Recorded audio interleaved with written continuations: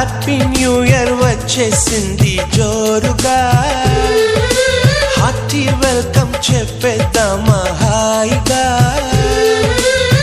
కొత్త కొత్త ఊహల్లో తెలిపోటియా, మనసులోని ఆశల్ని పంచుకో బ్రదర్. గుండెలోని భావాలు గుప్పుమన్న ఈ వేళ, కదిలల్లే కాలపు కన్నెకి టాటా చెప్పుదామా. జనవరితో అడుగులు వేస్తూ ముందుకి పోదామా.